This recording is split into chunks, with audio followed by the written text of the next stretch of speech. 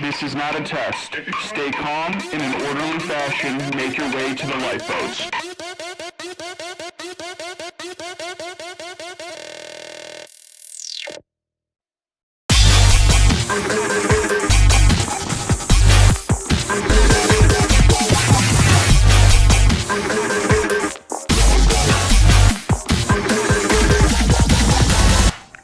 Mayday, the ship is sinking. So, welcome back, everybody, to the Monday podcast. As you know, over the last couple of Mondays, we've been talking about a couple of different stages. So if you listen to this podcast, I believe it's episode 1 and 4, we talked about the stages of change. And if you fast forward a little bit, you'll go to episode, I believe it's 7, 4, 5, 6, 7. Mm-hmm. We started the stages of recovery. Now, the stages of recovery, we were able to cover 2 of those, but we are now going to be finishing those up now. But just as a reminder, the stages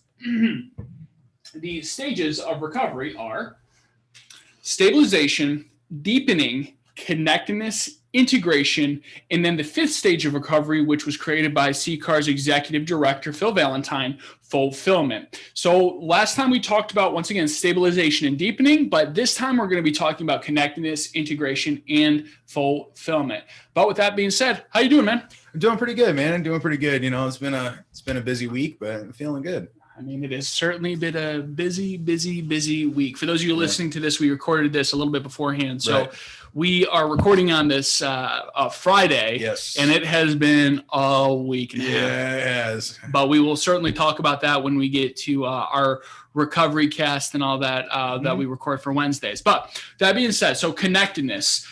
Connectedness is a very, very interesting one because this is often going to be the time when people are starting, or people in recovery are going to start reaching out to the community. They're going to start trying to find a new life in recovery.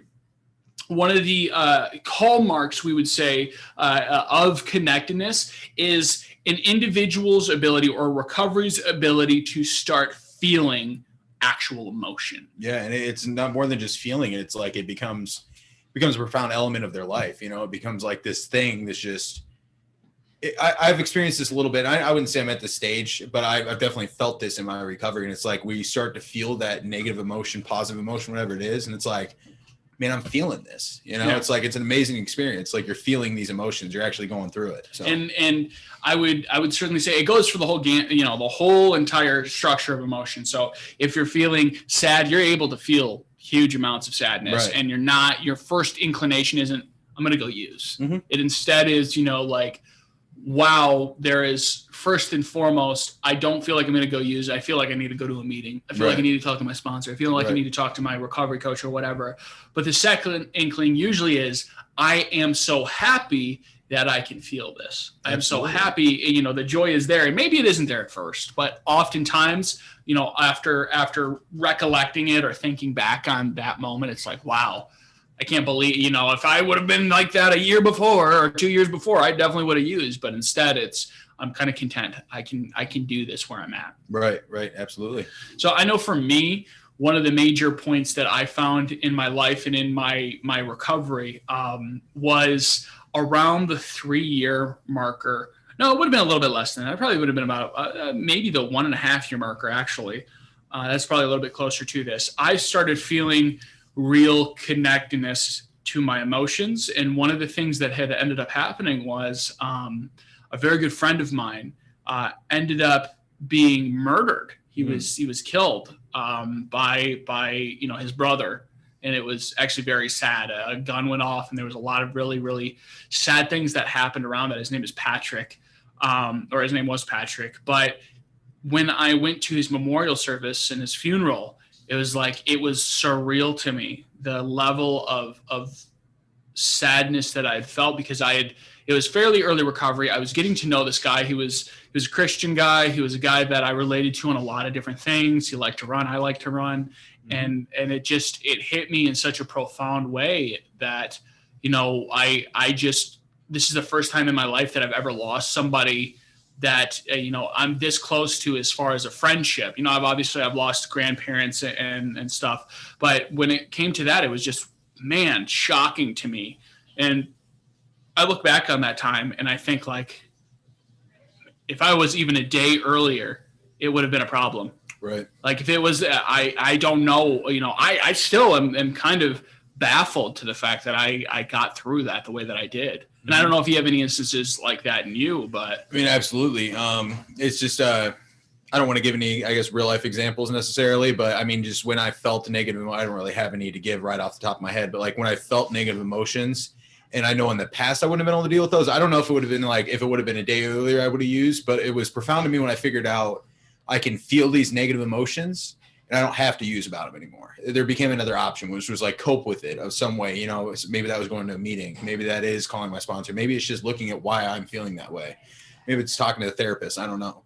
But it was it was a profound moment when I realized like I can actually cope with some negative feelings and I can cope with positive feelings. So I used to get high when I was happy too, Yeah, absolutely. So. Absolutely. And I would say as time has progressed, those feelings, the ability to relate to those feelings have become much more solidified. They've become something that it's like, it is natural mechanisms in my body. If I feel sadness, I'm okay at feeling sadness in its full range. If I'm feeling happiness, I'm okay feeling that, and it doesn't trigger any want to use. And the reason I say that is there's a lot of people out there that might be listening to this, whether you have a loved one or you're somebody in addiction, right now, and somebody that's trying to find recovery, or maybe you're even in early recovery where it feels like an impossibility to feel some of the emotions that you're feeling right now, or it feels like an impossibility to comprehend, like, man, if something really bad happened right now, I don't think I could have, I can't handle it. I'm going to go use about it. It's like time.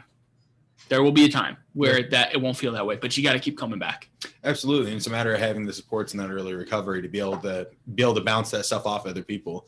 I know it was really strange for me in early recovery. I don't know why, but I was like very numb to a lot of things. Sure. I was numb with like positive emotion. I was just kind of like, I was pretty much at a deep depression level almost. I am clinically depressed. I've been diagnosed, but I was at a level where I wasn't really feeling anything, like a high range of positive, and I wasn't really feeling like a huge negative either. Like it was hard for me to feel a lot of different emotions, which is why I think it was extremely profound to me when I started feeling those things. And I started like my dopamine came back a little bit, I started feeling a little bit better. And like I said, I was able to cope with those things. And it's like I felt them and I was like, man, there's something past this. But like that numbness was hard to deal with as well, that absence of emotion too. So. Yeah, and I couldn't agree more. It does get to a point where it's like there has been times really, and definitely in early recovery, where I started to notice a level of numbness that it's like it scared me. It was, what is this? Right. I'm like, am I a sociopath? Or something? Well, yeah, no. I mean, it does. I had the same exact thought that definitely crossed my mind. Of like, is there an underlying mental health issue here? Is there a personality disorder that I'm struggling with that is, heretofore undiagnosed? I haven't been to a professional yet. And I'm fortunate that those feelings have gone away since then. But the reason I think I think we're harping on this and we're talking about this is there is a measure of that in young recoveries. And I've met quite a bit, and you've met quite a bit of young recoveries that echo that sentiment of, I feel numb. I don't know what to do. I feel like I'm just, I'm present, or I'm a puppet. I'm present in this body. I'm walking through things, using words like that. And it's just keep going. Keep going. It will get better. It will get better. Yeah, hang on. I talked to a therapist about it, get that help for sure. Another thing with connectedness that definitely, kind of to flip the script a little bit, but another thing in connectedness that I think is a profound marker is when you start to look at life and start to actually participate in it and trying to not make drama, trying to find things in your life that it's like, I no longer want to be associated with things that are going to cause me stress. I don't want to be associated with people that are going to speak ill of other people. Right. Even if I don't know the people that well, even if they want to talk about, Tom, Dick, or Harry at work, I don't want that anymore. Yeah. I don't know. This is why it's so important to realize these are say the word for me. Cyclical. Yeah, there we go. I was like, it's a citrus. Word. Citrus, is that it? It's orange. But no, it's instead of linear. Because like I've experienced this since I got into recovery. When I got into recovery, I dealt with so much drama out there in my active addiction. Drama. Right. As soon as I got sober, I'm like, I don't care. Okay. Like I don't want this around. Not interested at all. Yeah. And it is a moment that I think most recoveries find difficult because guess what? Early recovery, whether usually any way you cut it, there's going to be drama. It's a high school, bro. It is a high school, dude. And it is crazy to me. I mean, that's such a perfect way of putting it. It's crazy to me because it's like, we both work with a lot of early recoveries. Absolutely. We both work with early recoveries that are in programs. Yes. And we find this time and time and time again. It is like a high school. The moment that you put all of these early recoveries together, drama manifests itself. It comes out of nowhere. Yeah. And you're like, why? They're like, what happened? Yeah, like, what is going on here? This isn't summer camp, people. Right. Like, you're here to work on yourselves, not to worry about what Hunter's doing or what Hunter said to Christian or whatever. Like, and it's so difficult. And, we're talking about this maybe a little bit callously and kind of joking about it, but it's like, this is real. Well, I will say, then this may be a little bit deeper than I'm qualified to say, but this is my assessment. Probably. Yeah, most of the things I say are just not work related. Just surface level. That's what you're working with. So I feel like that is so common in early recovery because it's such a propensity to look at other people. Well, it's a lot easier. I have all this stuff going on in my life right now and everything changed and I'm feeling very insecure, very uncomfortable right now. So it's easier for me to look at your flaws than it is to look at my own. Woo. I know, man. Deep. Yeah, I think you're absolutely right because one thing that I found out that first in early recovery, when drama is surrounding you, that's a problem. It's a problem. For sure. It may seem like, it's a natural part and this is why it's not a natural part. That's a problem. When drama is surrounding you in early recovery, you may not know it yet and you may have full intention. Ladies and gentlemen, here's the Easter egg, Hunter's phone going off again. No, but you may have full intention of recovering and doing the right thing. But if drama's around you, it's going to suck you in. And when it starts to suck you in, you're in trouble because you are going to start stressing and worrying about things that are irrelevant to the long-term gain. And we try to, because a lot of times when we talk to recoveries and you really start to have a long conversation with them about, where's their view of the future, their view of this, their view of that. They may have goals that are fairly far out, but they may not have put any thought to achieving those goals. And one of the things that we see is more oftentimes than not, drama comes about because they don't think about the next day. Right. They don't think about the next week. They're not thinking about how can this moment here actively change my future if I'm getting involved with Hunter about what, Jim said about whatever. Right. Like that right there. What if they kick you out of the program because you're talking gossip? What if they kick you out of the program, or what if you get penalized? And what if you start a fight? I mean, there's a lot of things that could happen. I feel like it's just a matter of not focusing on where that could lead. Yeah, absolutely. So one of the things with Connectedness in particular is we like to talk about the increase in honesty or the ability to be honest. And that's something that I think we've had a conversation about the entire time. I mean, I would say almost every podcast up until this point have talked about honesty in one shape or form. Right. And I would say when we talk about connectedness and talking about further stages of recovery after this, which we'll get to in a few moments, it is impossible, not improbable, not maybe you can't do it. It is impossible to go any further in recovery stages without telling more honesty, or without being more honest. I would even argue that it's impossible to get really into recovery without starting to get some honesty. There has to be an honesty formulated somewhere, whether that be internal honesty or external, even to get into the stages of recovery, to get past maybe even the action stage. Because, it doesn't really matter what you do as a program. Internal honesty is going to be a must, because otherwise I might still tell myself, there's at least an honesty that says, okay, drinking is a problem and I can't do that. Yep. Or drug use is a problem and I can't do that. Or, hey, I need to tell my spouse what I did, or whatever, something like that. There has to be some honesty on laying of that guilt that's laying on you. Otherwise, I don't think recovery is really that possible of a path to walk. Absolutely. So. And when we get to this point, we are not talking about average honesty of I wake up and, I tell some truths, but there's still things I'm working on. It's no, you have, when you are getting into this stage, because remember, this stage of recovery is inside of the stage of maintenance. We are talking about several years in recovery. You need to have such a profound range of honesty and such a profound change in honesty that it is radical, that it is a paradigm shift. It is the literal flicking on of the switch and never switching it off again. Because The moment that you start getting into points like this and you start to be dishonest, you are close to relapse. You're knocking on the door of using again. And you may not think it, and there's other behaviors that may not show it, but telling lies is the first step towards relapse. I don't care. There's nothing anybody can say that can not convince me of that. You're wrong. No, you are wrong. No, but when you're fabricating truths, when you're covering up what you've done, when you cover, it means that you are ashamed oftentimes, and it means that you are not willing to talk about whatever you've done, and that's a problem. There's something going on that you have a problem being honest about, which is like, what's going on? Yeah, canary in the coal mine. That should tell you something, man. Yeah, your vision should be zeroed in on, like, if you're not willing to talk about it, why did you do it? Right. What was it? Why is it? Why don't you want to talk about it? Right. I mean, well, and it can cause massive problems later on, because we know that, especially people that end up lying. What do? You got to lie about the lie, and then you got to lie about the lie, and then you got to lie about the lie about the lie about the lie. And you keep on building this constant circle of problems for you that will come tumbling down. And I know that from experience. I've been there. I've done that. It ain't fun. Right. So another thing that we talk around usually at this point, and this comes with a serious word of caution, is the ability to start having friends that may not be in recovery.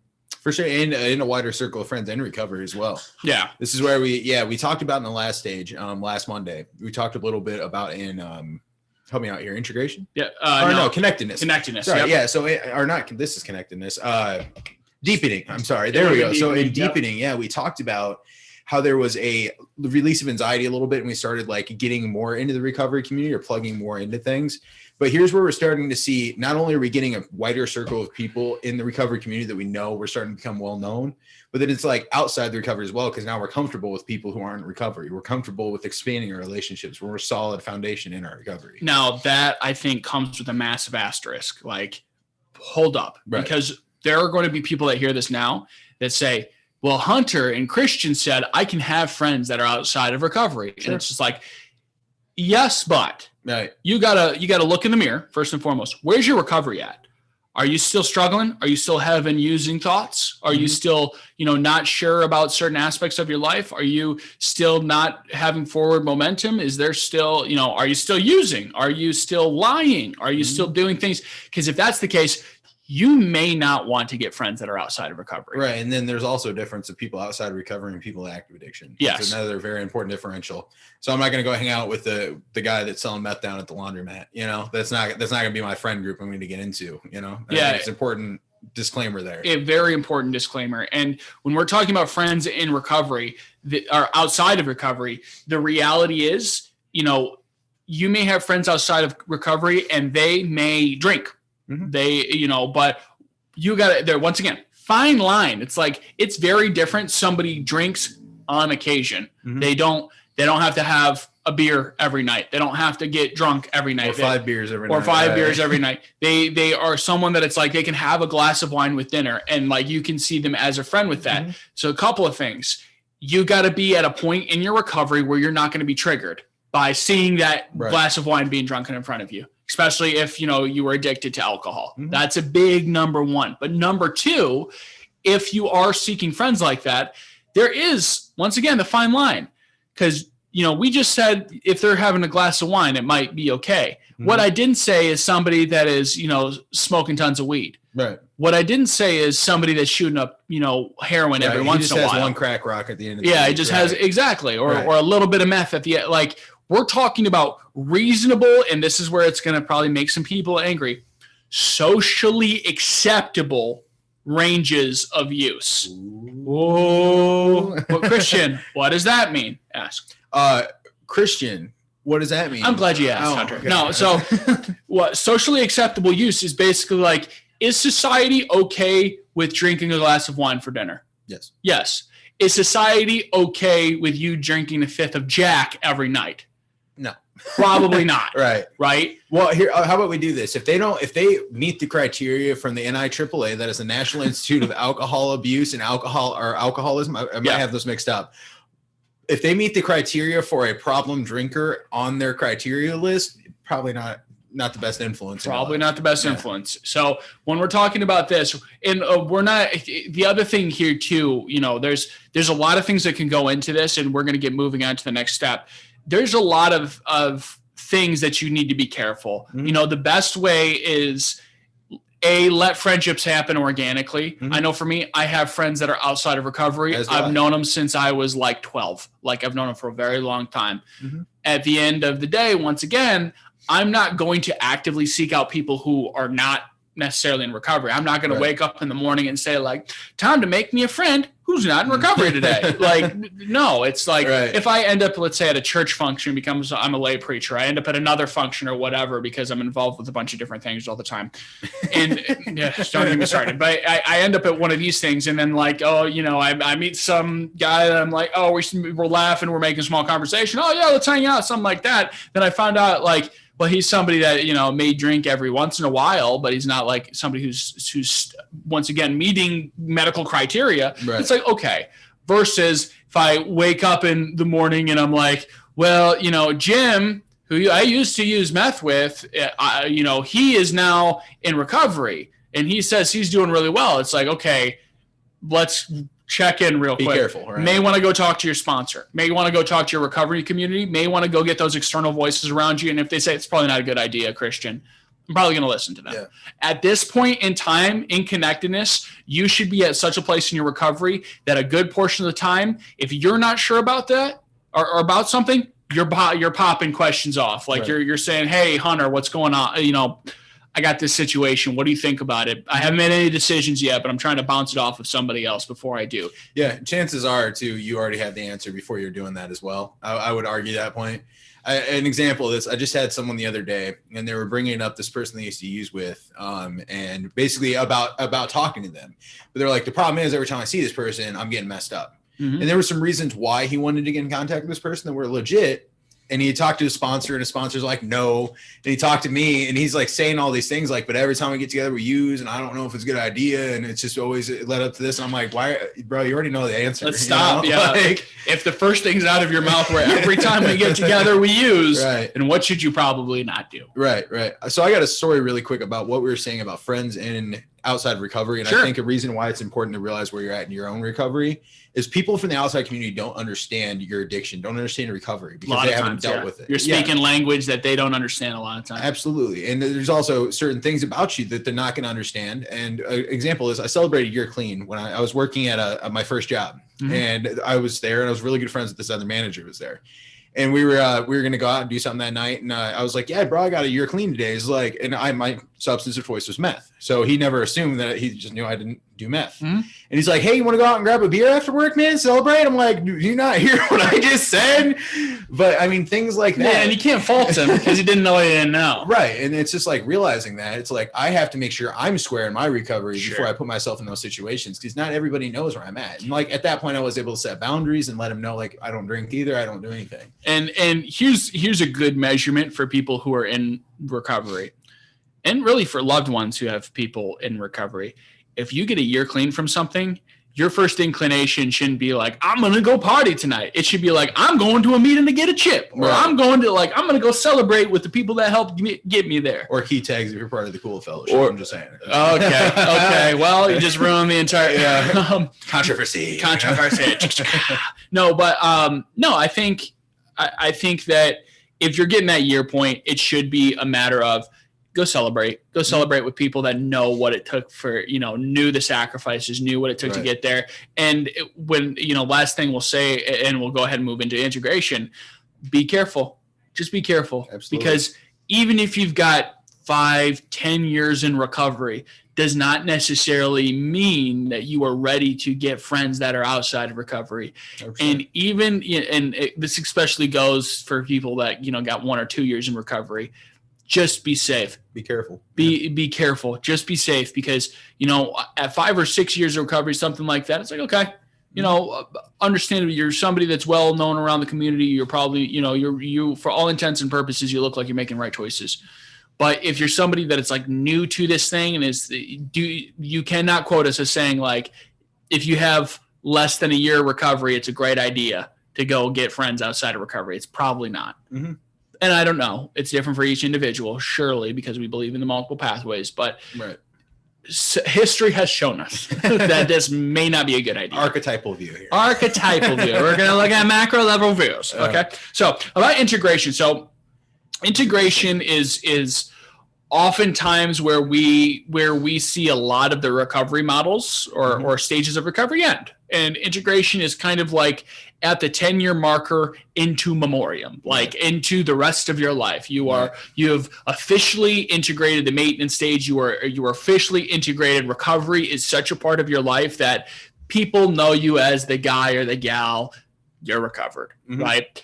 But when we're in integration, there are a lot of people that show signs of integration even early on in their life. Like we said, these are not linear. Yeah. Right. They're the word that I can't say. Cyclical. They are going to, I mean, it's a nonlinear model. It is something that, you can be in certain stages and not necessarily have the clean time that would normally be associated with that. Now, what we will always say, once again, disclaimer, I did not say that if you have a couple of years clean that you are for sure in all these things and I'm displaying all these things. Right. Do not get yourself fooled. We have seen too many recoveries that we've helped recovery coach or that we've trained to be recovery coaches that see things like this, or we talk to them about this. And they're like, man, I got 1 year clean. You're clean and I'm there. And it's like, you more than likely, I don't know, but you're probably fooling yourself. Right. You probably are in a place where it's surface level and it's not. And that's what I was going to say. I mean, it's easy because, okay, so for example, I'm looking at this right now. It says self-forgiveness as one of the key factors of this. And it's like a lot of people in recovery experience self-forgiveness.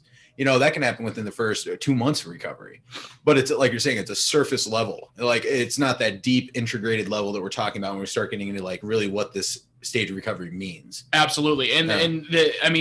When we're generally talking about integration, it is an attitude of gratitude. It is the attitude of recovery. It is somebody who has done the work. I'll say that again, somebody who has done the work, because I'm sorry, once again, there are going to be things here that you might be more mature on. There are also going to be things here, I promise you, you're less mature on. And if you think that, I'm there, you're fooling yourself. Yeah. Because it's like, you got a year in recovery, and that's amazing. But at the same time, have you learned self-love, true self-love yet? Where it's like you don't need to judge yourself constantly. I'm still working on that, got 6 years in. Right. Now, and not to say that one person with 1 year is able to get that. But I know people who are personal trainers now that have a couple years in recovery. Guess what?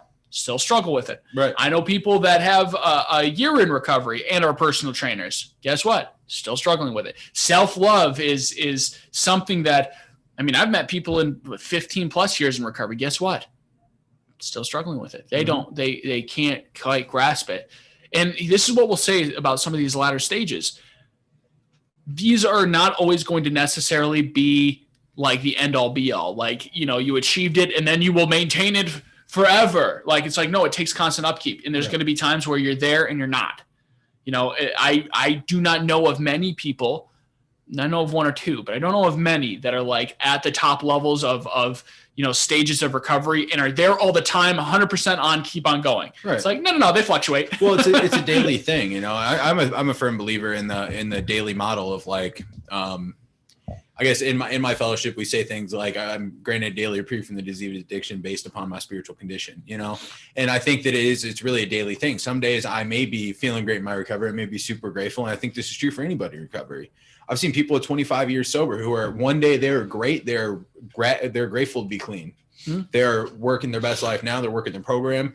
The next day something happened and they're not doing too well. No. But they're going to a meeting and they're not getting high because of it. And that it's automatic use of recovery tools. Absolutely. That's the big one. Is it becomes so ingrained. I've said this before, but there's a common saying, especially in early recovery, that if you do something over and over again, expect a different result. What's it called? It's called insanity. It's called insanity. Yeah. That's a quote from who said that? I don't know who said that. It was like Albert Einstein or something like that. It was like one of them back in the day, smart guys, Brad Pitt, 12 Monkeys. No. Yeah, and with integration in particular, you really want to stay focused on the ability to act on knowledge and insight. So with this point in recovery, oftentimes you are somewhat of the Swiss Army knife. You do become an individual who is very well prepared for what is in front of you. You oftentimes are not going to struggle a lot with the things that are happening around you. Emotionally, you have quite a bit of stability at this point. For all purposes, somebody looking at you possibly on the outside, they may not even know. Well, yeah, you may not, I mean, you're a normie. You may not even look at somebody who's super in recovery, but you are somebody that, I mean, oftentimes you reach this point and you've been loud about recovery thus far. You're not going to stop here. Right. This is oftentimes where we start to see the dons of recovery, those people that sit around the table, the predecessors, the predecessors, yeah. the big ones, the ones that we think about in your recovery community that have 20 years of recovery. Right. This is generally where you're going to find where these people are. Mm-hmm. So one big thing too is you're going to oftentimes have your relationships are not going to be in turmoil. Often drama is gone. Mm-hmm. Individuals who have drama in their life, you probably are going to put them at a distance. Right. Even recoveries, you're going to put them at a distance. Mm-hmm. Well, to a certain, if you're working with sponsors and have like an insight like that, probably not as much, but as far as like it goes with like personal close relationships and stuff like that, like family members, friendships, you're probably going to limit yourself away from that type of stuff, I would say. Absolutely. And as far as putting them at a distance, it's not meant to be like rude or anything like that. It is just meant to be like you're protecting yourself and you're not even going to go down that path with an individual. It is just, I need to be where I'm at right now. And I'm sorry, you're a good person, you're a good guy, you're a good lady. I just can't do that with you. Right. But your relationships are going to be super strong. They're not going to be based upon what you can get out of somebody. They're not going to be based out of like reciprocity. I'm with this person because they're giving me this, or I'm like this person, or have conversations with them because they're going to give me, essentially exploiting the relationship for gain. Instead, the relationship is going to be based in the sense of love and respect and the wantingness to grow along, have this person grow along life's path with you. So when you create relationships, whether it be even with younger recoveries or older recoveries or people who are not in recovery at all, they're oftentimes at this point going to be ones that you call them, how's it going? How's your day? What's going on? How's this, and this? We were a part of a leadership training. I think we've talked about this before. And one of the interesting things that came out of this leadership training that really stuck with me and it resonated with me, and it's something that I can consistently try to integrate into my own life, is that love is in the details. Yeah. And what I mean by that is when you remember things, even stupid things, like trivial things. An example might be you remember somebody's coffee order. Mm-hmm. That shows them that you care about them. Right. It shows them that made an impact. That you've made an impact, or they've made an impact, but you care about them so much that even when they're not asking for anything, it's like, hey, I'm going to get coffee, or maybe you don't even call them, I'm going to get coffee, or maybe the first time, I'm going to get coffee. What do you want? Okay, I want, I like for here, Big B's is our coffee place. It's kind of like Starbucks a little bit, but I think they have better coffee. 100% better coffee. Less acidic. Controversy. No, but they have something called a teddy bear, and it's basically a very specific drink, but it's like, okay, you call somebody, they say, I want a skinny teddy bear. So it means I want a teddy bear with no skim in it, or with skim in it. I don't want a no fat teddy bear. And then I want it with no whip, and I want it with a packet of Splenda. Like something just really somewhat intricate to remember. You ask them that the first time, and then, a week, 2 weeks, even a month passes, and you're going to get coffee. You don't even call the individual. You just get the same thing that they offered last time, and then you put it in front of them, and they're like, oh, yeah, and like, yeah, it's a skinny teddy bear, no whip, with the packet of Splenda. And their eyes like, whoa. Like, yeah, I've been outside your window for like 3 weeks. Yeah, I've watched you. I hope you're not afraid. No, yeah. But they come at it of like, wow, you remember that? It's just like, yeah, I do. And the other thing, too, is it kind of makes you look, it makes you look like you're not a human being. Right. Like you're something else. Why do you remember things like that? Right.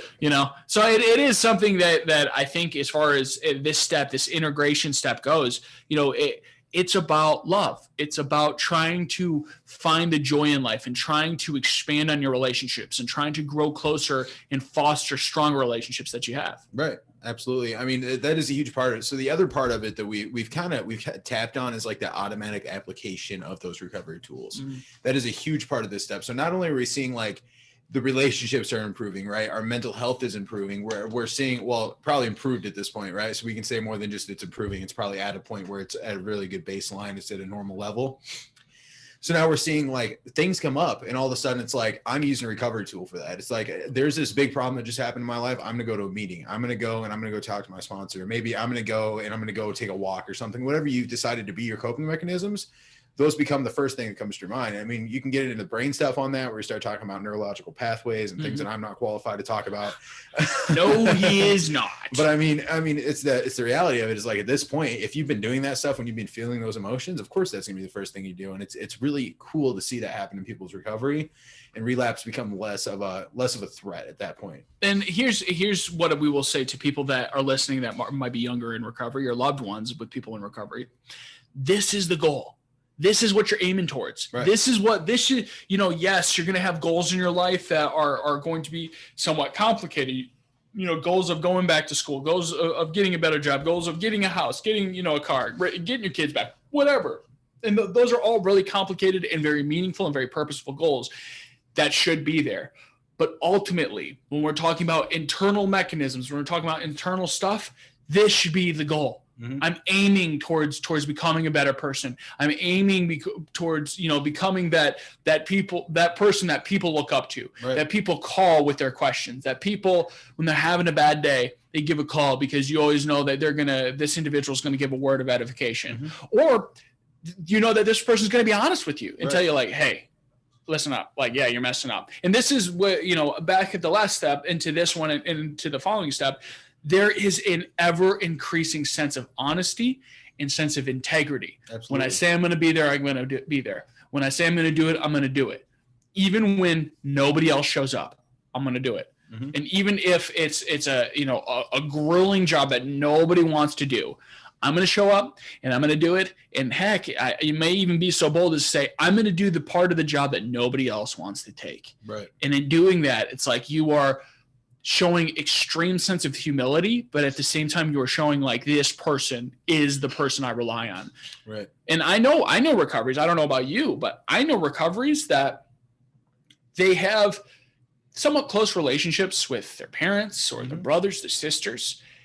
But if something goes really hog wild or they need a massive thing that needs to be taken care of, they don't call them first. Welcome to my life. Right? They don't call them first. Who do they call? They call us. Yeah. They call the people that it's like they showed up time and time and time again. They told me the truth as they saw it, and they showed up and did the work. They showed up. They didn't complain. Well, not only that, so you're calling the person who understands too, because like it's kind of crazy to me because I can call my parents or something if I'm struggling with something, or my sister, and they don't struggle with the disease of addiction, and they're like, yeah, that happens. It's part of life, mm-hmm. It's like, it's really not that significant a thing, but like, I need to know how to work through this because I don't know how to deal with emotions. You know what I'm saying? Like, these are kind of new to me. It's been happening for about 2.5 years now that I've been feeling these things, and I don't know how I feel about it. Yep. So it's like, when I feel these things, it's nice to call someone who understands where I'm at and understands what it's like to have the disease of addiction and feel difficult emotions and go through difficult times and how to cope with those things. Because like, if I would have called my parents yesterday,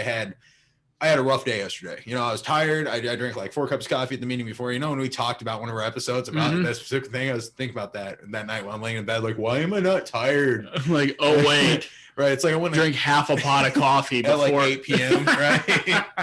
So, and I'm like, the next day I woke up tired. It was a long day at work. It was kind of meeting after meeting after meeting. And it was a lot. And by the end of the day, I was beat tired. I was just feeling frustrated. I was feeling some type of way. And I called a friend that deals with the disease of addiction. He's like, bro, you're hungry, because I skipped lunch because I was busy. You're hangry. Right. Well, they have this saying, it's hungry, angry, lonely, tired. It's called HALT. And it was like, you're hungry, you're angry, and you're tired. It's like, go home, read some literature, eat some dinner, and take a nap. You're lonely too. And they just hung up the phone. Right. But and then he also talked to me later that night, and he's like, bro, what are you grateful for? Yeah. If I would have called someone, get it, man. If I would have called someone who didn't struggle with addiction, they would have been like, well, I mean, he knows better not to call me. Right. I'll ruin his entire day. They're like, boy, you work for me. What do you mean? I'll make him matter even worse in a heartbeat. He'll call me and say, oh, this is him. Like, what?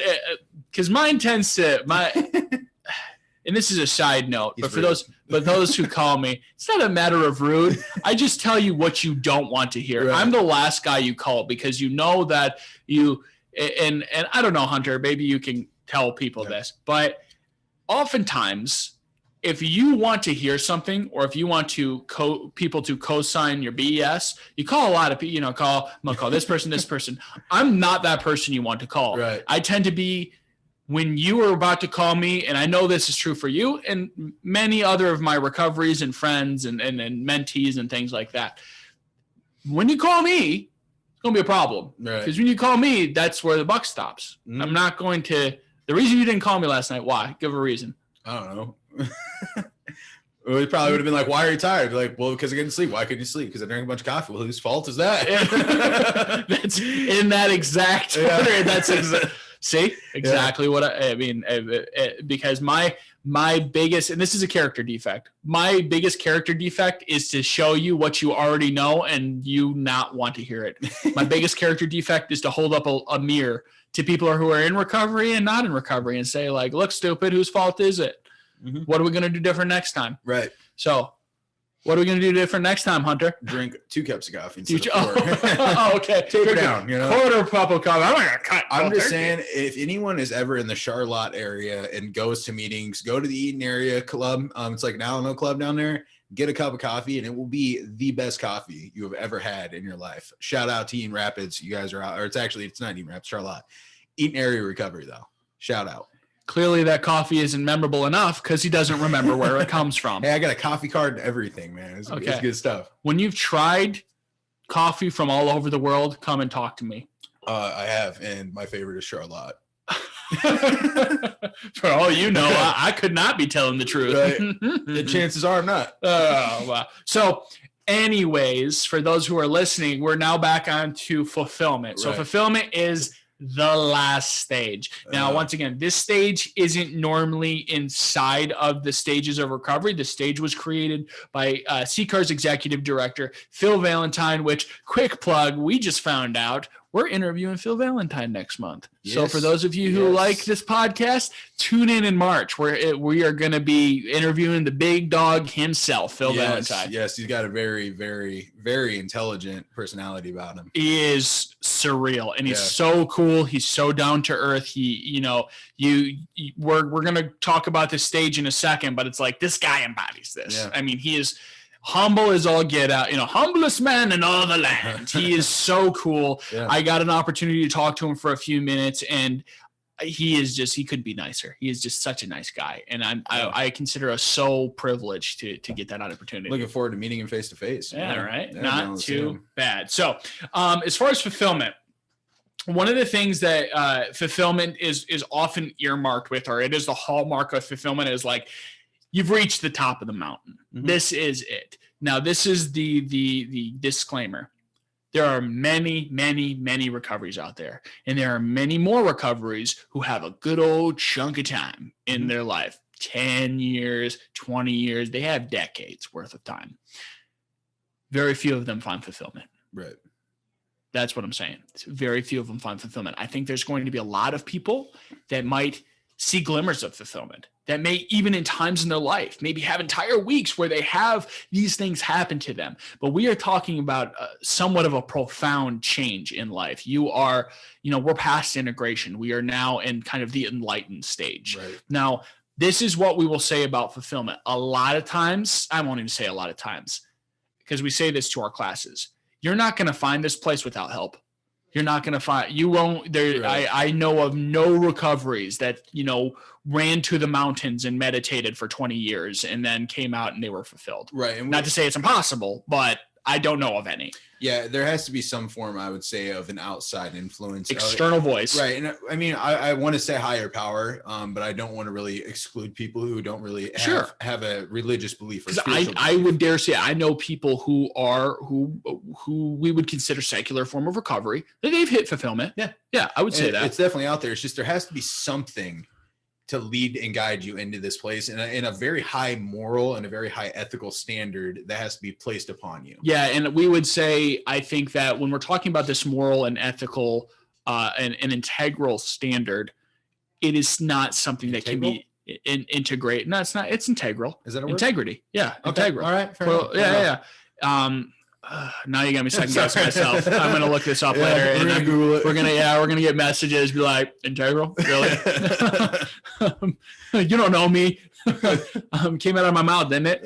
Now, when we're talking about stuff like this, you have to have somebody that it is based in wisdom, knowledge, and understanding that it is of the elders, of of generations of recoveries, of people working it out inch by inch by inch, because that's the common misconception, I think, of recovery is recovery, any advancements in recovery is slow and slowly but surely tested and time proved, to the point where people may live for 5, 6, 7 years, and they may have a whole lot of recovery in their life and a lot of things that are going right, and they're in these groups and doing all these things.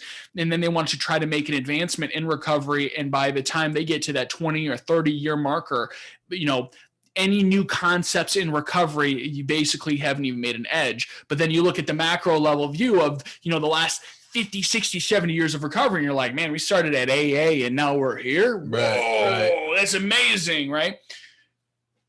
This type of stuff, it happens over time, and you having the knowledge, the wisdom, the understanding to understand the ethics and to understand the high moral character, that stuff has to come from other people. Mm-hmm. It has to be learned. It's not something that is like, I had a dream and now I'm this. It's like, no, you did the work. You were in recovery. You went to the meetings. You listened. You listened. And guess what? You're probably still listening, and you got the sponsor or the mentor or the whatever, and you got the, the recovery groups and friends, and you really made an effort of it.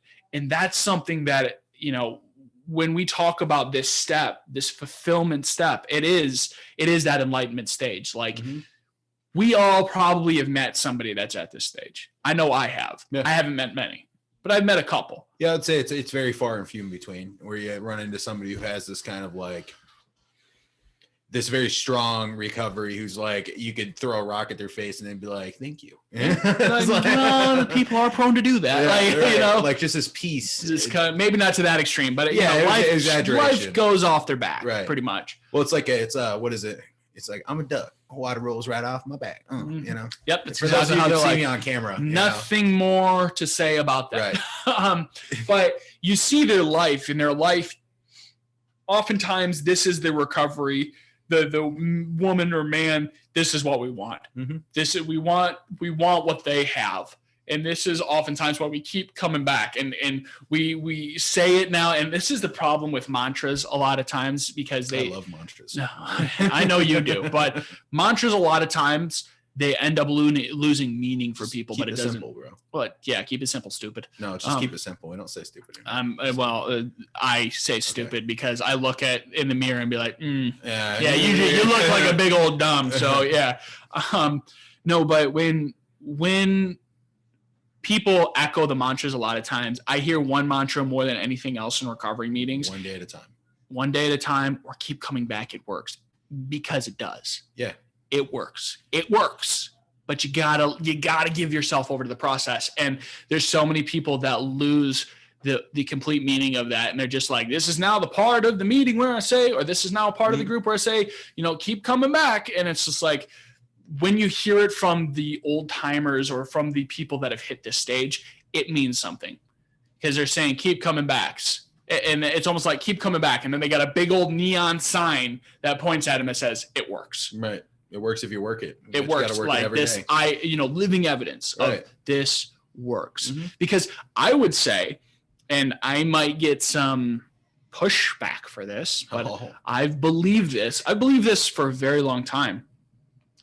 There is something about the quality of a person or the value of a person that has found recovery, stayed in recovery, and made it through to a long stint of time. There's something about the quality of that person that cannot be found in normies, that cannot be found in regular people. It is something that's so unique and special that it's like, it just has that feeling of like, you've lived. Well, and there's a hope shot there too, for people in recovery, especially. Like, I look at someone who's made it to something like 25 years and is really living a good life and really in this, like what we would say, like a fulfillment stage or something. And I'm like, it's hopeful to me. You know, it's like, there's a reason to be clean. When I'm struggling, it's like, look at that. There is a possibility. Like when I'm in early recovery and I was struggling to stay clean, it's like, there's a possibility I will be like that one day. You know, I don't have to be in recovery and become a grouch, you know, I can be in recovery and live my best life now, you know? Yes. And it's so profound and it's amazing. Sure. And it is just like, it is such a boost of enthusiasm of like, see, it does work. There is I want that. And I've met a few of them where it's like, I look at them in the eye and it's like they're looking into my soul. I can just see the light of the sun beaming out of them. And it's like, how did you achieve that? I want that. That's amazing. I want that. And they're just so level-headed and they're so peaceful. And that's not to say that they don't have their problems, not to say that their life may be complicated sometimes or bad things or really good things don't happen to them. Right. But there is just something magnetic about somebody who's reached the stage of recovery. Right. And I've seen this and it's kind of cool. And I always hear the same thing. I hear them sharing in meetings. It's just like, when people start saying to you, it seems like you really just don't give a care or whatever. I'll say you don't give a care. Right. Mm-hmm. And I've seen this and it's really profound to me. I really enjoy it when I see it in people. And it's like, they really just seem like they don't care about things anymore, but it's like, not that they don't care. It's just like one of the things in the stage is that aura of peace and serenity that's about them. Yeah. And it's like something terrible happens in their life and they're like, okay. Yeah, it's like, and they lose. Yeah, they lose like their dog or like their brother, and you're just like, what? Yeah, and like somebody can act like that, but there is an emotion, and like they deal with it and they cope with it. But it's like you kind of hear them say, like, "What am I going to do? Get high about it?" Just for like, today. Really? Yeah. Oh, and oh man, isn't that the? When somebody who's at that says that, because I've heard that a couple of times. I've actually said it myself, not at this stage by any means, but I have said, like, people have been like, aren't you upset? Like, what are you going to do? I'm like, what am I going to do? Get high? You know, it's like, but man, when somebody says that, you're just like, wait, there's other options than that. Right. Like, especially with young recoveries, there's other options than that. It's like, yeah, man, like just keep coming back. It works. There's this thing in NA. It's called the what do they call it? It's like a little subgroup sort of thing. The no matter what club is what they call it. And it's basically like someone will ask you to be in this eventually when like things like that happen. Like you might lose a family member, you lose something or something bad happens and you didn't get high. You know, and you've shown progressive recovery and you've shown that like there is other options. And then all of a sudden they're like, here's a shirt, you know, that says no matter what club, you know, welcome in sort of thing. And it's kind of it's cool to see those people. And it's cool. It's like, it's a beautiful thing to be able to look at those people and be like, man, I don't have to get high. It doesn't matter what happens in my life. And there's this one guy in a meeting, and this guy, me and him have our butt heads every once in a while, but he says, it ain't that deep. That's his thing. It ain't that deep. And that has been so profound in my life. I've used that. I've never told him how profound it's been in my life, but like I've used it a lot. And that's like, it's really not that deep. There's nothing out there ever again that has to make anybody get high. It's like, it ain't that deep. Ha! It was your phone. It's Caitlin's phone. Oh. Doesn't count. Yeah. No, but yeah, when it comes to this stage, you know, we see this ability of an individual to really start to understand. And the one thing, I think one of the major hallmarks of this stage is the constant sense of gratitude and the want to give back. The constant sense of, you know, the recovery community needs something more. It needs a support network. Service. Service. If you know, you know. Yeah. For those of you listening, if you know, you know. Right. But it is something that I think these individuals tend to be the movers and the shakers of the recovery community. These are the ones that, you know, they speak and people are silent. You know, they get really clear, and it's not out of fear, but out of respect of like this person, they're about to say something. And once again, I've seen a few, sure. I've seen a few, but I think that oftentimes this is a rare, if you have somebody like this in your meeting, for those of you who might be younger in recovery, for those of you who got like 10 years in recovery and there's somebody like this in your meeting, you should consider yourself privileged that you have somebody like that, because there's a lot more meetings out there that doesn't have somebody here. Yeah. And I will say it is really hard for young recovery to listen to someone. I would say for me, it was to listen to someone who's like in this part, because it's like, it's not that easy. You know, it's like, and it wasn't, because we don't is peaceful and water rolling off the duck's back as they are. Right. It's like you have no idea the crazy heartache that individual went through, because a lot of times that person that's there, they've lived a life, man. It's not that easy. When I say it's not that easy, I mean like they have this such peace and serenity about them where they talk about stuff and they talk about it in such a simple and make it look and sound so easy, and you're like, nope. How'd you do that? I don't feel that at all. And I think, yeah, man, I just, and here's telling on myself, I'm not here. Mm-hmm. I'm not here.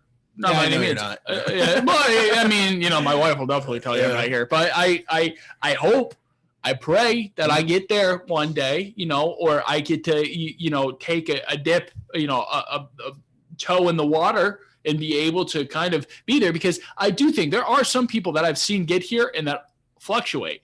Mm-hmm. That they, they just, life really hits them, or it gets a hold of them, and they just, they get to halt, they get hungry or whatever. Hungry and lonely, tired. They get to that place, and then all of a sudden they slip a little bit, not in their recovery and not to addiction, but they kind of get back into that place of like, man, you're insignificant. Yeah. You are important. You are somebody who, is worth listening to, but you're insignificant. And they get in that, like, don't they know who I am kind of stage. And I've seen those. Yeah. And that is an interesting part of the stage, is that like that, like you said, I'm significant, I'm precious, but I'm not necessarily significant. It's like, I'm really just kind of a cog in the wheel. And I've seen that with one guy in particular where he says that he's like, I'm just a cog in the wheel. It's a saying, mm-hmm. And like, he realizes like he has a role to play, and he's unique. But in the grand scheme of things, who am I, Mm-hmm. Or as I would say, a garden variety addict. Yeah. No, but yeah, I mean, it just, no, but yeah. No, but yeah, that's a Michigander. No, but yeah, but no. Yeah, no, yeah. Yeah, if yeah, but no, but yeah, but no. But we see this, and it's difficult to get to this place. Absolutely. And maintain it, because what ends up happening too many times, I think, for people that get to this place, is the ego. Mm-hmm. The ego starts to creep in, and that's where the danger comes. Goes one of two ways. Yeah. Yeah. That's where the danger comes, because the ego does start to tell you, like, you are important, and don't you know who I am, and don't you know there's people lining up to be my sponsees and things like that. And it's like, that's dangerous. I'm not saying your recovery is any less significant. I'm not saying that you haven't done things for the recovery. Just watch out. But you need to watch out, because that's the type of stuff that I'm not saying you're going to relapse. I'm not saying you're going to fall back into it. Not at all. But I'm going to tell you, like, you will not be able to make the change that you otherwise may have been able to do if you were more humble. Well, we also, when people get to that point, I mean, it's a danger in early recovery as well. That ego. I mean, that's the ego is the killer. It is the destroyer. It's a lack of ability to gain any more knowledge from that point. I feel like a block gets put on that point, because then everybody else who's speaking is less significant than me. Yes. Everyone here knows less than I do, so I might as well just listen to my own thoughts. Certainly seen a few of those in my day. Yeah. And it's just like that. Get you